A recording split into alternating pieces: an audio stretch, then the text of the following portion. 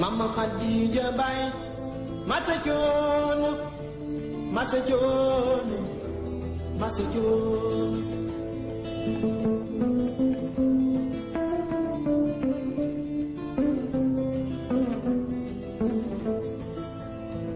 Mama Khadija Bay. Je m'appelle Élise et je vis à Bruxelles. Je suis venue faire le stage ici.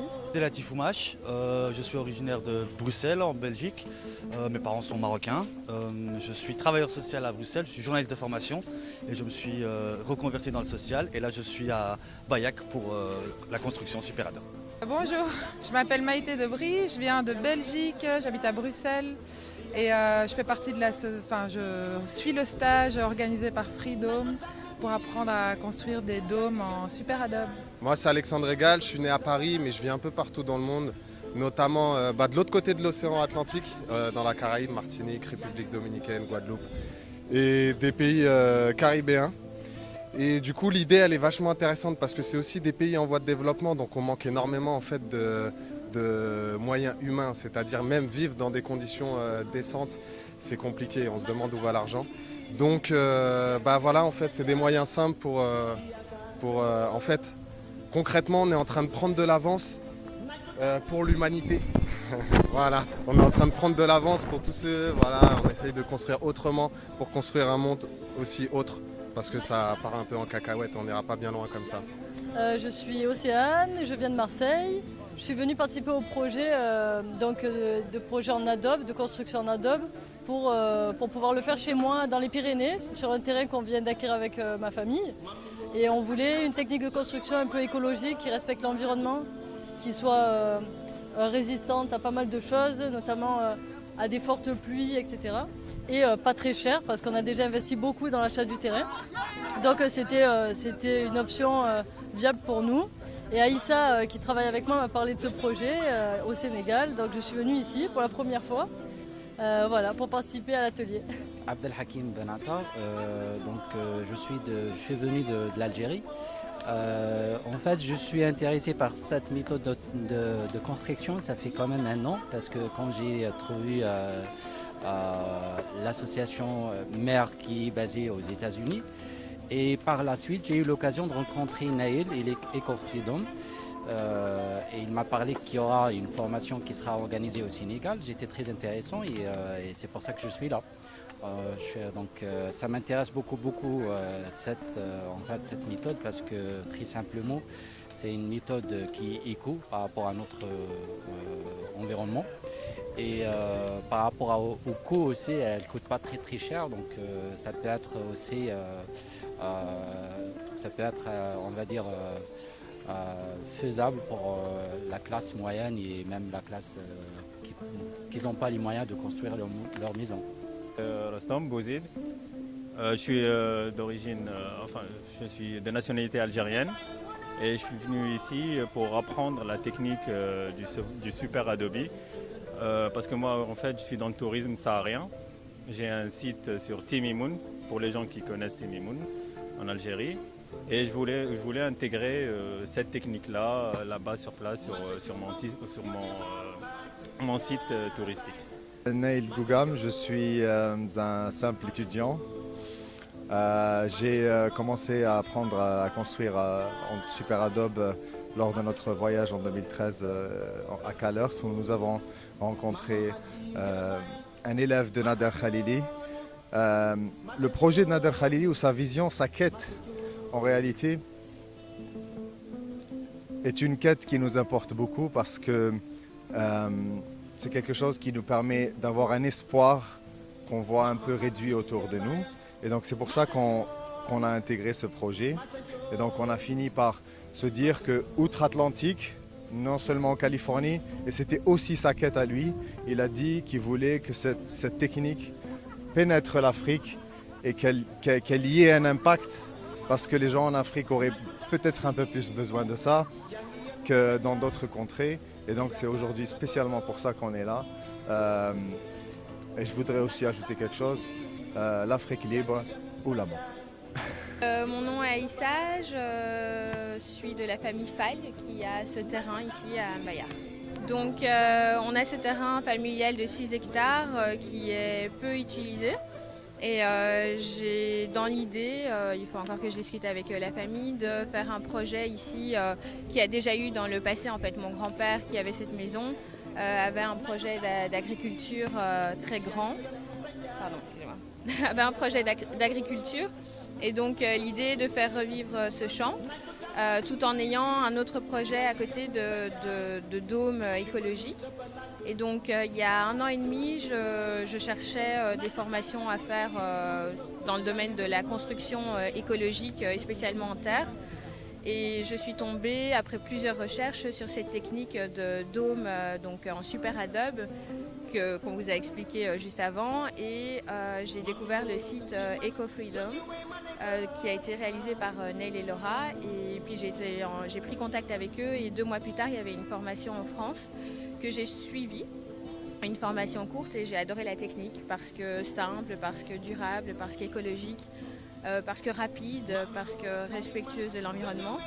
Et l'idée a germé dans ma tête de les faire venir au Sénégal parce qu'au Sénégal, on a tout en fait. Mais il y a certaines matières qui sont dévalorisées par rapport à d'autres, alors que la terre, ce qu'on a ici sur les sols, est tout à fait bien en fait, voire plus que bien pour construire tout en fait, pour tout avoir. Donc je leur ai proposé de venir au Sénégal, ils ont tout de suite accepté et puis voilà, un an plus tard, nous voici sur ce chantier. Comment se passe l'expérience ici? Alors c'est assez incroyable et tous les stages organisés par EcoFreedom sont assez incroyables parce que ça rassemble les gens sur un thème, l'habitat en fait, c'est un thème central, pouvoir se loger. Et donc là, il y a des gens d'un peu partout qui sont venus. Donc on a des gens d'Algérie, on a des gens de Belgique, de France, de Suisse, du Sénégal. On aurait voulu en avoir plus, mais on a eu du mal à communiquer sur la technique. Et du coup, c'est beaucoup d'idées qui germent un peu partout. On découvre les contraintes qu'il y a dans différents pays, la culture de différents pays. On travaille la terre aussi, ça fait du bien en fait de travailler la terre, de connaître la terre, de connaître l'environnement, de savoir que tel arbre c'est un citronnier, que tel arbre c'est un manguier, etc. Et qu'est-ce qui pousse autour, comment est la terre, de quoi est constituée la terre. Donc c'est vraiment en une semaine, de un, on a un résultat concret qui est un dôme qui sera fini dans 5 jours en fait. Ça a l'air d'être le début, mais on va carburer. Il y a aussi la chaleur, on n'est pas forcément habitué. Et donc oui, c'est tout un mélange de culture, d'envie, d'expérience de vie, de philosophie aussi. Personnellement, vous allez pérenniser ce projet ici au Sénégal. Quelles sont vos ambitions sur le plan personnel? J'aimerais bien que cette technique soit connue beaucoup plus largement parce que moi j'ai vraiment dû chercher pour trouver cette technique au Sénégal, mais aussi un peu partout, que ce soit en Europe, aux États-Unis. Et que les gens puissent aussi être en mesure de construire leur habitat facilement. Et moi personnellement, j'aimerais bien construire quelques dômes avec l'aide de personnes motivées qui auraient aussi appris la technique et perpétuer aussi cette connaissance en fait à travers le temps. My name is Human Fazli and I'm here as the lead instructor of this workshop you see taking place. This is what I've dedicated myself to doing, and I do it all year round in different places in the world. The overall goal is to train as many people as possible and empower them to do this work on their own. What we do is not build buildings, we train trainers, and we teach people that it's possible to work with nature and to build in harmony with nature. And Africa has always been very close to my heart, and any opportunity to come here is an honor and a pleasure. It's my first time in Senegal, and I really hope that it won't be the last, and I hope that this small workshop could be the beginning of other more impactful projects in Senegal and everywhere in Africa, I hope. Le but en fait final de tout ça, c'est d'essayer de faire en sorte que le maximum de personnes apprennent à construire, Donc finalement, on ne fait pas des chantiers, on ne construit pas des constructions. Ce qu'on fait, c'est qu'on entraîne des entraîneurs pour que le maximum de personnes puissent aller à travers le monde et diffuser ce savoir. Et il dit, je suis ici au Sénégal pour ce petit atelier, mais il espère que ça ouvrira la porte à des projets avec de plus grands impacts. Et il dit, l'Afrique a toujours tenu une grande part dans mon cœur. Et dès que finalement, à toute opportunité que j'ai eue de travailler en Afrique, je ne l'ai jamais raté. These are the simplest material that you can imagine. Donc, il dit c'est les plus simples matériaux qu'on peut imaginer. Donc de la terre, des sacs. And actually, the inventor of this technology would always say that he's repurposed material for war, to be used for peace. Sandbags, barbed wire, bunkers, material of war, but now we're using it for peace. Donc, il dit le fondateur ou le concepteur de cette technique a toujours mis l'accent sur le fait qu'il a utilisé les éléments de la guerre, le barbelé, les sacs de terre entassés que les militaires utilisent, pour finalement essayer d'atteindre une certaine paix en ayant finalement un abri. There are many advantages. The simple natural material is clean and healthy and sustainable. The building itself has a passive relationship with its environment, so it uses the sun and the wind on the site, and every site has some sun phenomena and some wind phenomena, and uses this to heat and cool the building and ventilate passively, and really empowers the people to believe that they can do something for themselves.